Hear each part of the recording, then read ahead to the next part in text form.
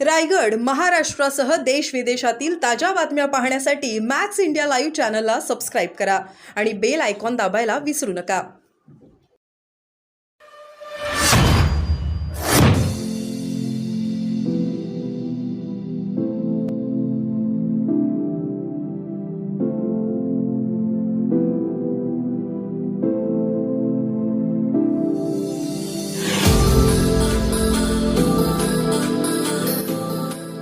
जिल्हा प्रमुख कल्याणचे यांनी त्यांच्या पदाचा राजीनामा दिलेला आहे.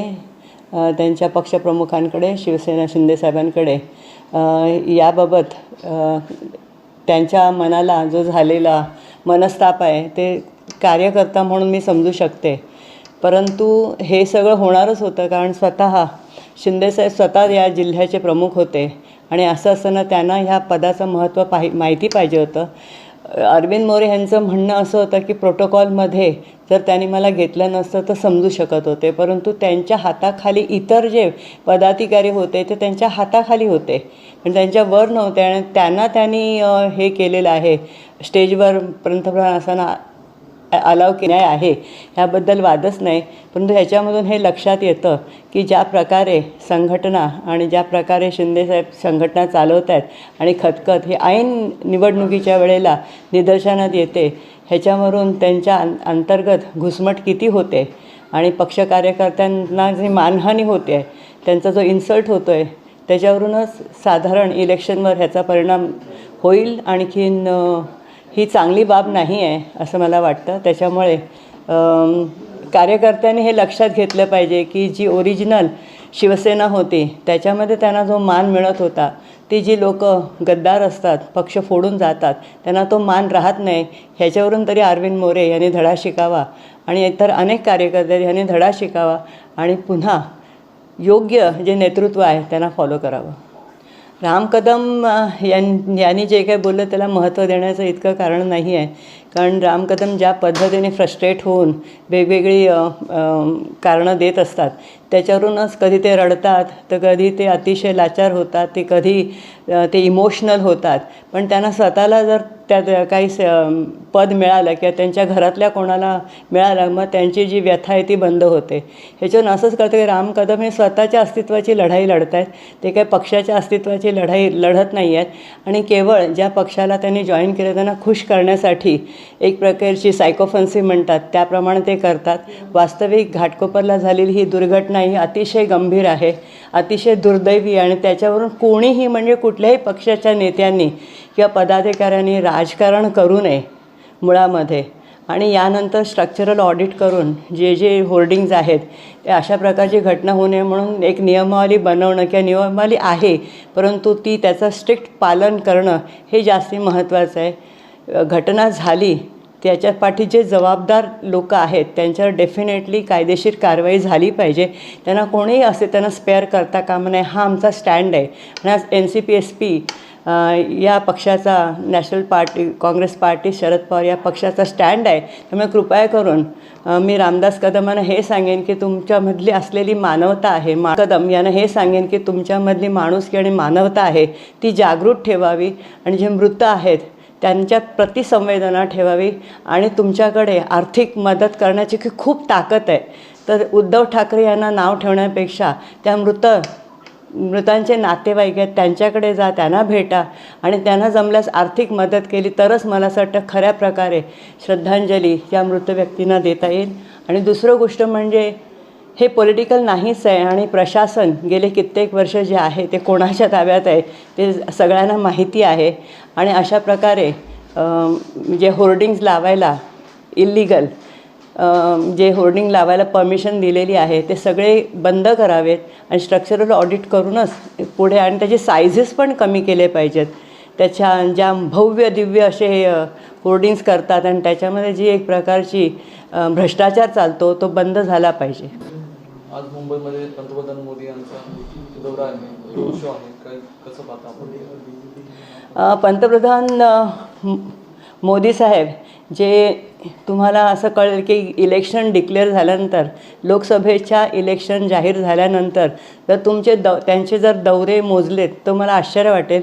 देशाचा पंतप्रधान हे इतके बिझी असतात, ते खूप कमी ठिकाणी जातात आणि जास्तीत जास्ती जर त्यांनी चांगलं काम केलं असेल, कुठल्याही पंतप्रधानाने जर चांगलं काम केलं असेल, मुळामध्ये त्यांना इतक्या सभा घेण्याची गरजच नाही आहे. आणि रेअरली रोड शो घेणारे हे मला असं वाटतं कदाचित पहिलेच या नजीकच्या काळातले पहिलेच पंतप्रधान असावेत. जसं मी सांगितलं की आणि सगळेच जण असं म्हणतात की हे विश्वगुरू जर असतील तर महाराष्ट्राने आणि त्या महाविकास आघाडीने शेवटी त्यांना रस्त्यावर आणलेलं आहे आणि आज त्यांना रोड शो घ्यायची ही अवस्था, दयनीय अवस्था झालेली आहे.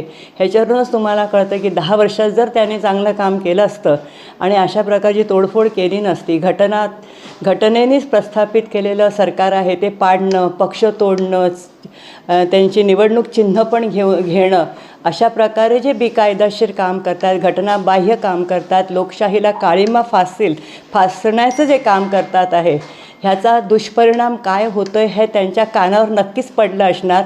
आणि म्हणून त्यांचं सरकार जे आहे सध्याचं चाललेलं, आणखीन भविष्यामध्ये त्यांना भी उन्होंने रखी नहीं है.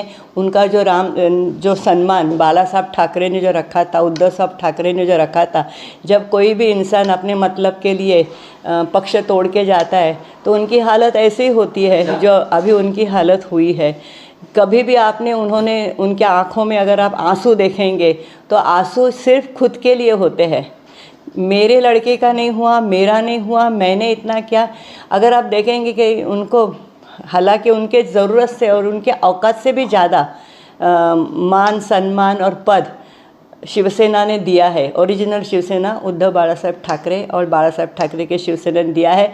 लेकिन मतलब के लिए उन्होंने पार्टी छोड़ी है. ऐसे लोगों को कुछ मतलब के लिए, पैसे के लिए, पद के लिए, कुछ पाने के लिए छेड़ी है, उनको उनके किसी भी स्टेटमेंट को सीरियसली लेने की ज़रूरत है नहीं. दूसरी बात यह है कि होर्डिंग का जो प्रोटोकॉल है, स्ट्रक्चरल ऑडिट है, वो होना बहुत ही ज़रूरी था. लोगों को ये बहुत ही हमेशा लगता था कि हर जगह होर्डिंग्स लगे हैं, उसमें उसकी जो स्टेबिलिटी है वो कभी भी गिर सकते हैं. एक बहुत बुरी चीज़ हो गई कि काफ़ी लोगों को इसमें जान गंवानी पड़े, जिनका ना कोई बेचारे इनोसेंट थे, उनका ना लेना ना देना था. उनके जो फैमिली मेम्बर्स थे उनका बहुत बड़ा सहारा है, वो चला गया. ऐसे टाइम में ये शख्स ने इस तरह से राजनीति करके ब्लेम गेम करने की आवश्यकता नहीं थी. इससे ही पता चलता है कि कितने असंवेदनशील उनके विचार है. तो इस विचारों को मैं महत्व नहीं देती हूँ. अगर उनको सचमुच में संवेदनशीलता है, कोई कंपैशन है, कोई सहानुभूति है, कोई सिंपैथी है, तो उन्होंने सचमुच ही वो जो मृत लोग हैं, उनके जो रिश्तेदार हैं, उनको मिलना चाहिए. उनको मेडिकल हेल्प मिल रही है कि नहीं, और उनके पास बहुत सारा धन संपत्ति है, तो थोड़ी धन संपत्ति अगर वो उन मृत लोगों के रिलेटिव्स को देते हैं तो मुझे लगता है वो सही श्रद्धांजलि रहेगी. इस तरह से उद्धव ठाकरे को पॉलिटिकली ब्लेम करके उनको कोई माइलेज मिलने वाला नहीं. हालांकि जो सहानुभूति है वो भी चली जाएगी. महाराष्ट्र में आज मुंबई में पीएम के दौरे हैं और लगातार चल रहे हैं महाराष्ट्र में कई जगहों पे, लेकिन पीएम मणिपुर गए नहीं अब तक. क्या बताएं?